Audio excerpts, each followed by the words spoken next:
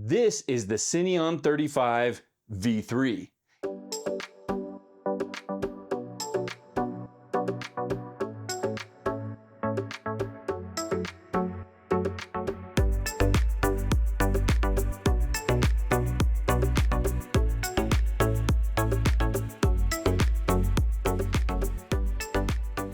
It's a 3.5-inch pusher-style Cinewhoop with powerful 2006 motors. This is version 3 of the Cineon 35, and AxisFlying has made a lot of design improvements, like a captured XT60 connector, USB ports for your flight controller, and your VTX built right into the frame, and a GPS is included as standard. This drone is extremely robust and it's built like a tank.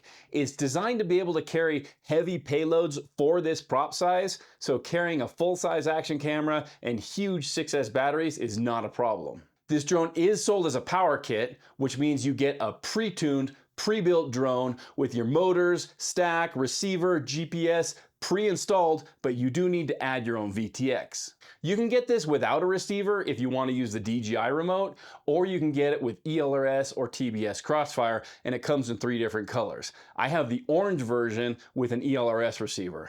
If you want to check pricing, there are links below, and I've also included timestamps, so if you're looking for some specific information, feel free to jump around. If you're new here, welcome. My name is Jason. I'm glad to have you. Make sure to subscribe because I want you here for future videos.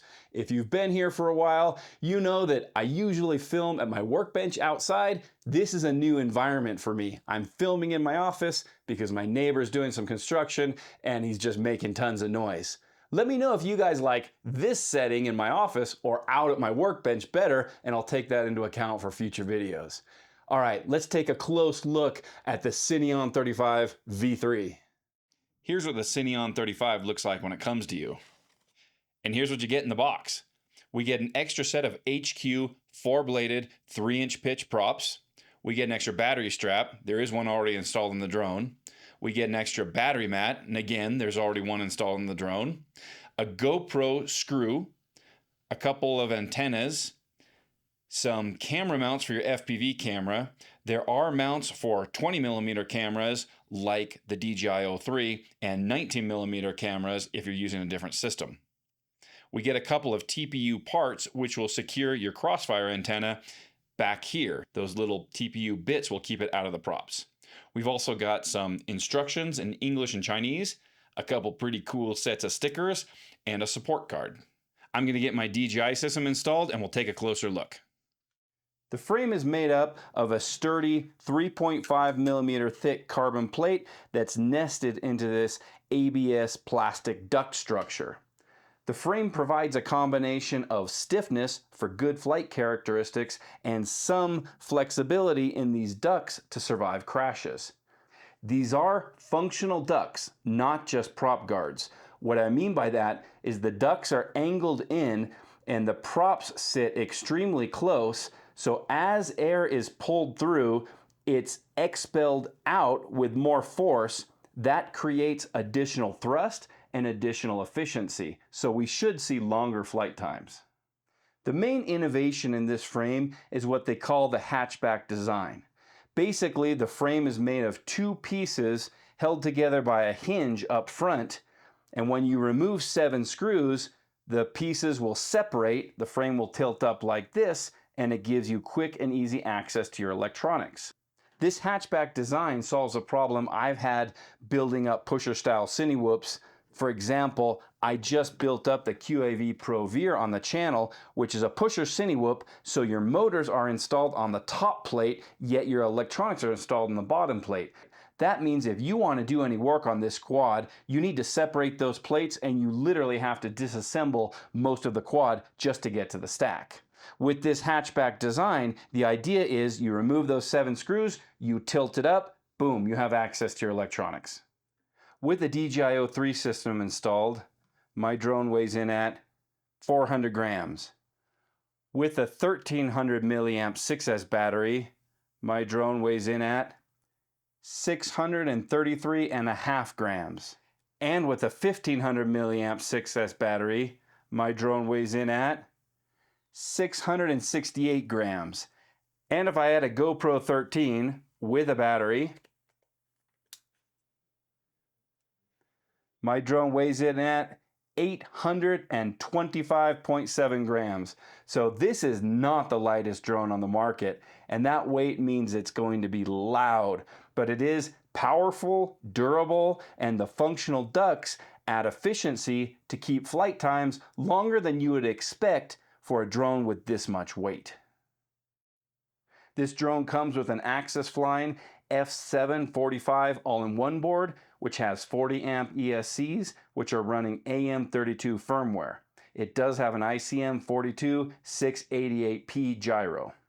The motors are the AxisFlying 206, which are 2006 motors in 1960 kV. These are larger motors than what we'd normally see on a 3.5-inch Cinewhoop, so they should provide plenty of thrust while the ducts add efficiency for longer flights. There is a built-in GPS, and it's installed into this clever mount, which is protected from crashes, and it's out of the way of interference from your VTX antennas and your receiver antenna. The GPS antenna is covered by TPU, but I got satellites just fine. I got over 20 satellites with no problems. The fact that a GPS comes standard is a huge plus for me.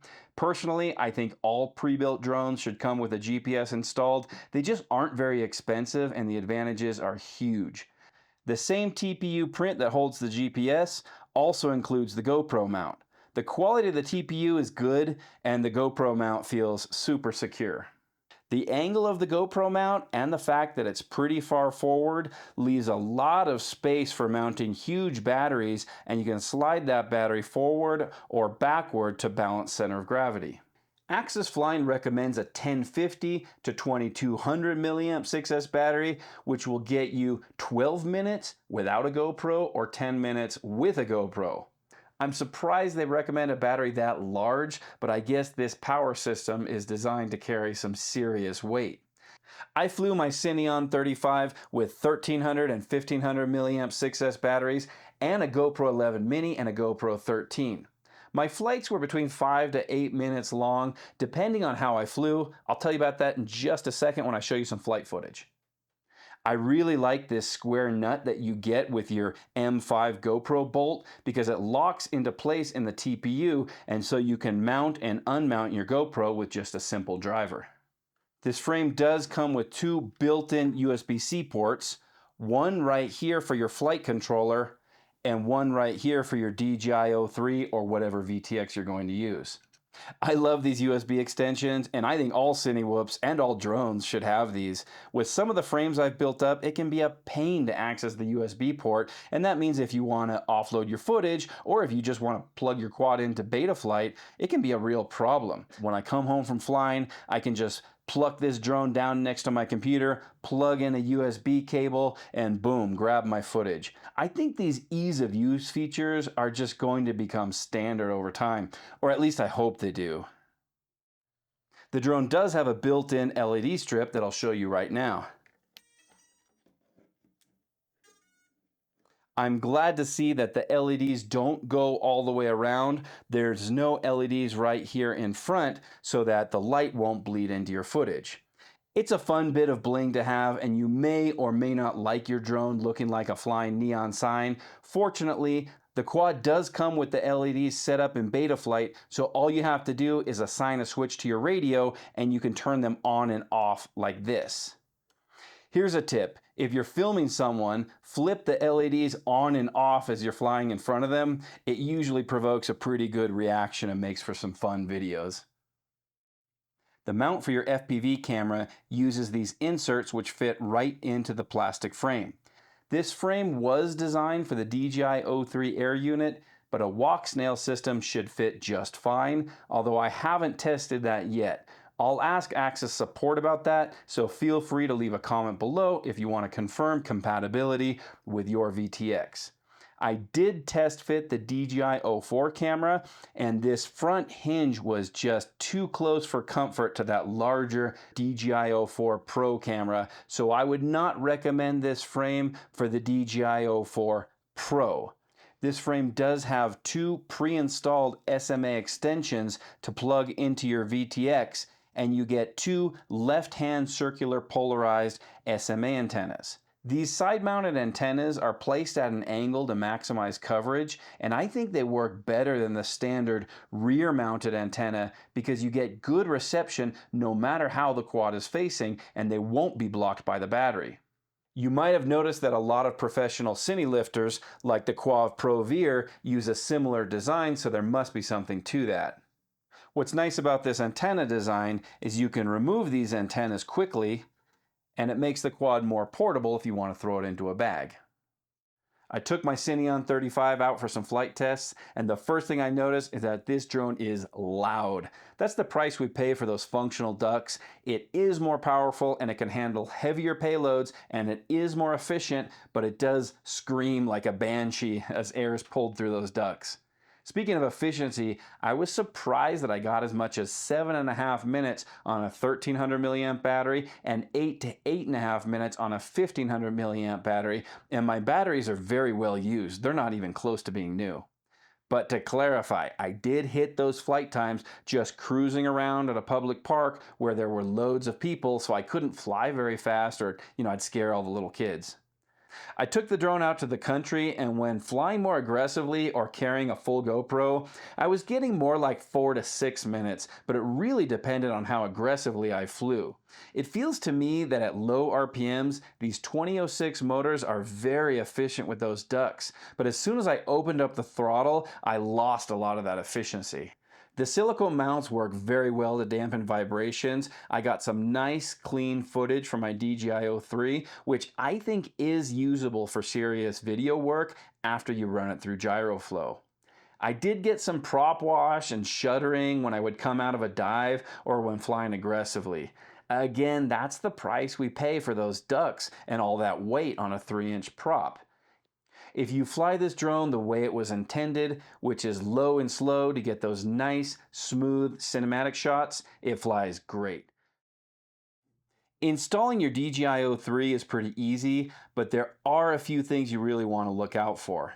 The first thing you want to do is unplug that LED wire. Otherwise, you're liable to yank it out of its control board if you open the quad too far as you're working. You need to remove 4 M1.6 screws from the air unit and replace them with the longer ones that came with the drone to secure the air unit to the bottom of the frame. Be careful not to over tighten these screws because they will pull right through that plastic. I used a piece of electrical tape to hold my air unit together while I was working, which will also serve as a gasket between the aluminum cage of the air unit and the hard plastic of the frame. I don't love the fact that my DJI O3 is in this plastic tomb because it doesn't allow for much airflow from the props to cool the DJI O3. There are some slots to allow for cooling, but I think you really want to watch out for overheating with this design. Make sure to take off as soon as you can after you arm in order to prevent overheating, and if you need to power up your DJI O3 on the bench, use a fan or just be aware that it can't be powered on for very long. I would have liked to have seen a better mounting solution, maybe an aluminum heatsink or some sort of TPU riser to provide some cushioning and promote airflow. I installed my air unit upside down to make it easier to access the DJI plug, but I suppose you can install it either way. Do not forget to plug in the USB-C extension and insert a good quality SD card because once this frame is assembled, that SD card is going to live there permanently. You'll be downloading your footage through this USB port up front.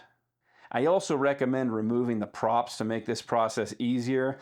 Just take your time and be careful with all those wires, especially when you close up your frame. It would be very easy to pinch or break one of these wires. My drone came with Betaflight 4.6, which is odd because the latest version of Betaflight Configurator, as of the making of this video, is 10.10.0, which doesn't support 4.6. However, I was able to run Betaflight 11.0 in my browser, and with that, everything functioned great. So if you see this error message in Betaflight, that's why. To set up ELRS, all I had to do was power on the quad, wait for the ELRS receiver to go into Wi-Fi mode, update the firmware to the latest with my binding phrase, and everything worked fine. Gotta love ELRS. GPS rescue was already set up to activate upon failsafe in Betaflight, and that's nice to see because you usually have to set that up for yourself. The only thing I changed is to set minimum satellites from 8 to 6, which I think is more than adequate. And I also set up my GPS rescue switch to activate upon failsafe just in case I lose connection and I'm unable to do it myself. The OSD was a little bit of a mess with most of the elements right in the center of the screen, so I just moved them around to my liking. I also assigned a switch to the LEDs so I can turn them on and off with a button like I just showed you.